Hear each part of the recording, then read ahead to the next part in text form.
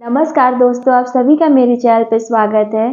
तो आज मैं फिर से एक बहुत ही अच्छी सी इंटरेस्टिंग स्टोरी लेके आई हूँ। और स्टोरी पर नज़र डालने से पहले अगर आप मेरे चैनल पर नए हैं तो प्लीज़ मेरे चैनल को सब्सक्राइब करिए एंड सपोर्ट करिए। तो चलिए अब स्टोरी का टाइटल जानते हैं। तो स्टोरी का टाइटल है the peacock and the crane. Peacock, peacock means होता है मोर, एंड और द क्रेन, क्रेन मीन्स सारस।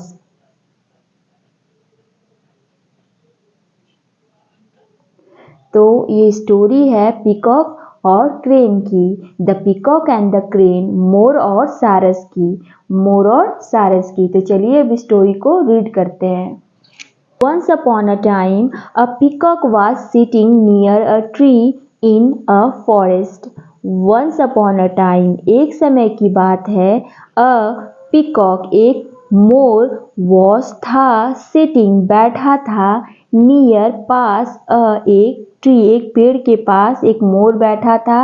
इनमें एक फॉरेस्ट, एक जंगल में। एक समय की, वंस अपॉन अ टाइम, एक समय की बात है। अ पीकॉक, एक मोर, वॉज सिटिंग बैठा था, नियर अ ट्री, पेड़ के पास बैठा था, इन अ फॉरेस्ट, जंगल में। एक समय की बात है, एक जंगल में एक पेड़ के पास एक मोर बैठा था। The sky was overcast with dark clouds and it was going to rain before long. Sky, आसमान, आकाश, वॉज था, ओवरकास्ट, ओवरकास्ट मतलब होता है घटा घोर, मीन्स घटा से भरा हुआ था, मीन्स काला हुआ पड़ा था। ओवरकास्ट मीन्स घटा से भरा हुआ था, जैसे कि आसमान में बादल छा जाते हैं तो वही हुआ था। ओवरकास्ट मीन्स बादल छाना या घटा से घटा आ जाना। विथ, साथ, डार्क, डार्क मीन्स अंधकार, काले, क्लाउड्स, काले बादल, एंड और इट, यह, वॉज था, गोइंग जा रहा था, टू को रेन, बारिश होने जा रही थी। बिफोर, बिफोर मीन्स होता है पहले, लॉन्ग, लॉन्ग, लॉन्ग मतलब लंबा। तो कह रहा है कि द स्काई वॉज ओवरकास्ट, जो आसमान था भरा हुआ था, वे डार्क क्लाउड्स, काले बादलों से आसमान भरा पड़ा था। And it was going to rain, और होने जा रहा था, इट वॉज गोइंग, हो रही थी, बारिश हो रही थी, बिफोर लॉन्ग मीन्स एक लंबे समय से, एक काफ़ी मतलब बारिश होने वाली थी, काफ़ी देर बाद मीन्स बारिश होने वाली थी। Hearing the thunder of the clouds, the peacock felt very happy and started to and fro. Hearing, सुनकर, thunder, थंडर मीन्स होता है गरजना, जो बादल गरजते हैं, साउंड होता है, आवाज़ होता है। थंडर मीन्स गरजना। हियरिंग द थंडर, हियरिंग सुनकर, थंडर गरजने की आवाज़ सुनकर, ऑफ का, क्लाउड्स बादल की गरजने की आवाज़ सुनकर, पीकॉक मोर फेल्ट महसूस किया, वेरी बहुत, हैप्पी बहुत खुश महसूस किया, एंड और स्टार्टेड, स्टार्टेड मीन्स होता है अकड़ कर, अकड़ना, to and fro, to and fro means इधर उधर, टू एंड फ्रो मीन्स इधर उधर। और जब उसने गरजने की आवाज़ सुनी, बादल के गरजने की आवाज़ सुनी, तो जो मोर था बहुत ही खुश हुआ और अकड़ कर इधर उधर चलने लगा। जैसे मोर होते हैं, बारिश होने वाली रहती है, जिस प्रकार खुश हो जाते हैं, ठीक उसी प्रकार का भाव मोर के अंदर आ गया। Then he spread his plumes and began to dance. फिर ही वह स्प्रेड फैला लिया, his plumes, plumes मतलब होता है पंखों को, उसने अपने पंखों को फैला लिया, एंड और बिगेन शुरू कर दिया, टू को डांस, डांस मीन्स नाचना, नृत्य करना, डांस करना शुरू कर दिया। और वो खुशी से इधर उधर घूमने लगा और अपने पंखों को फैलाकर मोर क्या डांस करना शुरू कर दिया। He looked very beautiful and did, he वह लुक्ड दिख रहा था, वेरी बहुत, ब्यूटीफुल बहुत सुंदर दिख रहा था, एंड डिड सचमुच, और मोर देखने में बहुत ही सुंदर दिख रहा था जब वो नाच रहा था। Just then, just then means तभी, जस्ट मतलब सिर्फ, देन मतलब फिर, तो इन दोनों को एक साथ पढ़ेंगे। जस्ट देन तभी, एक क्रेन एक सारस हैपेंड घटित हुआ, टू को रीच पहुंचा, देयर वहां, और अचानक से तभी वहां पर एक सारस आ पहुंचा। उड़ते उड़ते जहाँ पे मोर नाच रहा था वहीं पे एक क्रेन आ पहुंचा।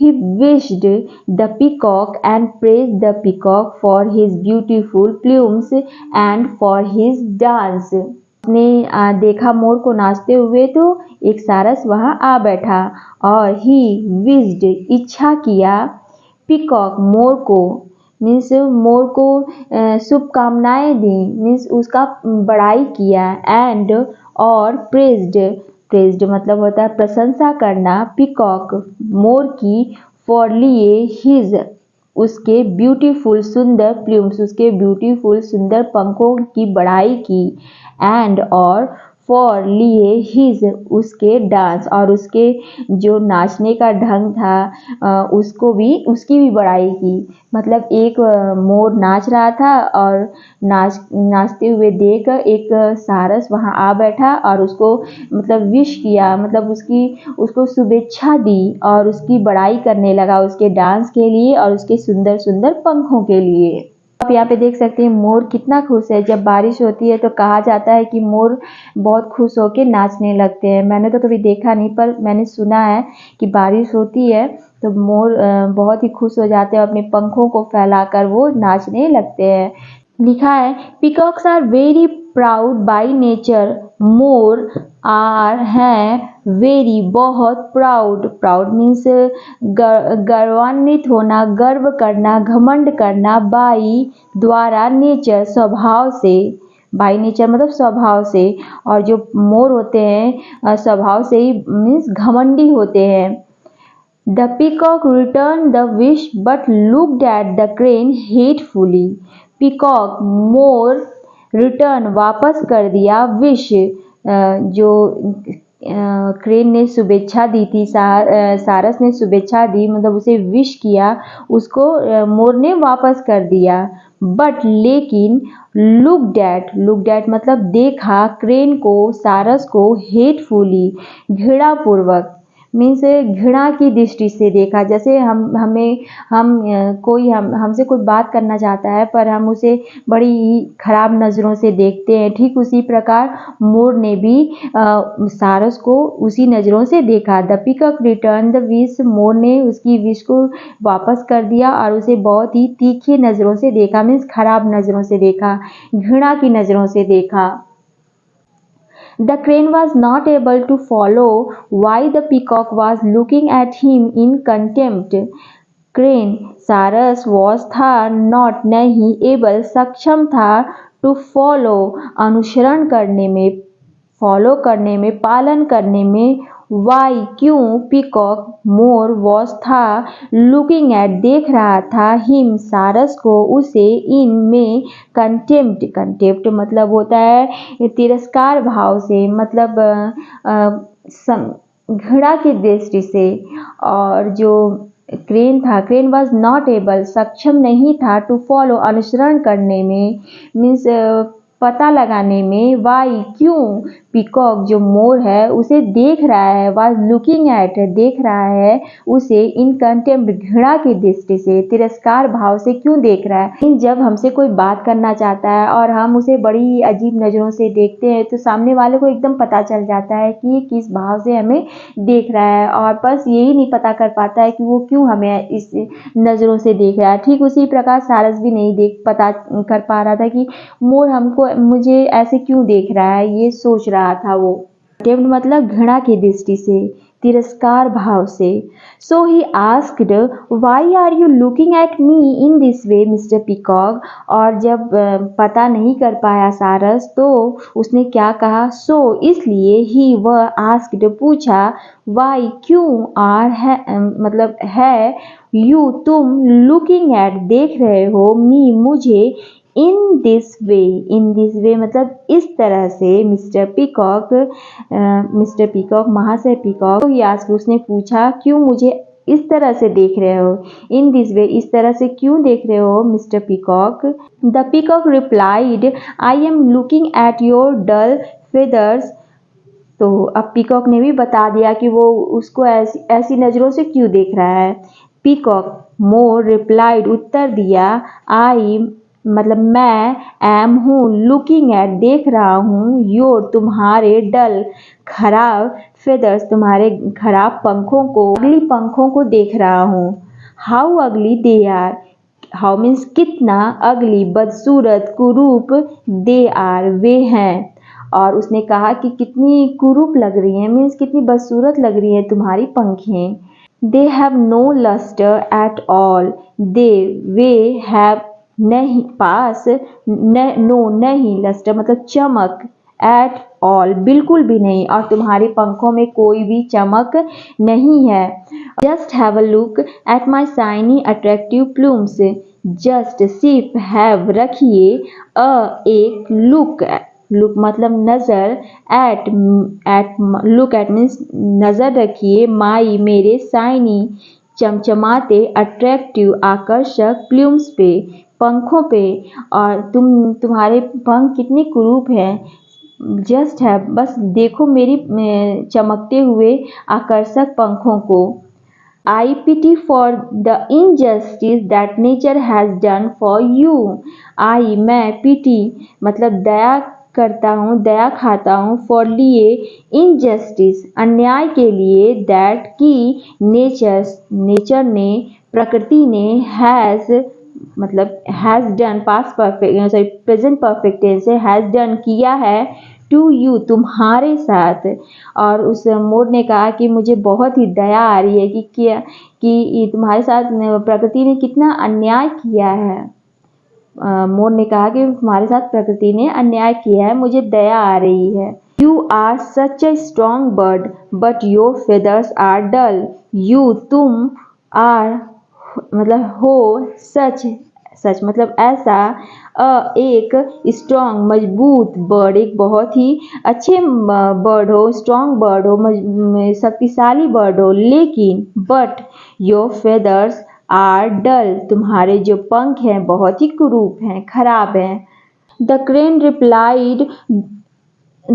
Replied, don't blame nature at all brother, see is all just. The crane ने, सारस ने, रिप्लाइड उत्तर दिया, डोंट मतलब नहीं, ब्लेम दोष लगाओ, नेचर को दोष मत लगाओ, नेचर एट ऑल मतलब प्रकृति को, एट ऑल बिल्कुल भी नहीं, ब्रदर्स भाई, सी वह, इज है, ऑल जस्ट न्यायपूर्ण है, वह न्यायपूर्ण है। क्रेन ने कहा कि प्रकृति को दोष मत दो, वह न्यायपूर्ण है, ऑल जस्ट मतलब न्यायपूर्ण। She has given every creatures what it requires, she वह, हैज गिवन दिया है, हैज गिवन मीन्स दिया है, एवरी सभी, क्रिएचर सभी जीवों को, वॉट मतलब क्या, जो, इट है, रिक्वायर्स पर्याप्त है, जिसको जो चीज़ें ज़रूरत है उन सभी चीज़ों को प्रकृति ने दिया है। She has given you lovely plumage because you don't need them for long flight. She वह, has given दिया है, you तुम्हें, lovely प्यारे, सुंदर, plumage पंखों को, प्लूमेज मतलब पंखों को दिया है तुमको, इतने प्यारे प्यारे पंखों को दिया है, क्योंकि, बिकॉज क्योंकि, यू तुम्हें, डोंट नहीं, नीड जरूरत है, देम उन पंखों की जरूरत नहीं है तुम्हें, फॉर लिए, लॉन्ग फ्लाइट्स लंबी उड़ान के लिए, फ्लाइट्स मतलब उड़ान के लिए, तुम्हें उन पंखों की ज़रूरत नहीं है लंबी उड़ान के लिए। मीन्स कहा कि प्रकृति ने तुम्हें बहुत ही प्यारे पंख दिए हैं पर उन पंखों की ज़रूरत नहीं है लंबी उड़ान के लिए, तुमको जितना ज़रूरत है उतनी प्रकृति ने दिया है। Your plumes are mere show piece indeed, your तुम्हारा, प्लूम्स पंख, आर हैं, एक, मेयर ओनली सिर्फ, मेयर मीन्स सिर्फ, सो पीस, सो मीन्स दिखावा, पीस मतलब टुकड़ा, दिखावा का टुकड़ा, इंडीड सच में, मतलब कि तुम्हारे जो पंख हैं बस देखने के लिए हैं, मीन्स सुंदर इतने हैं कि लोग उसे देख के बहुत ही पसंद करेंगे, मीन्स देखने के लिए हैं।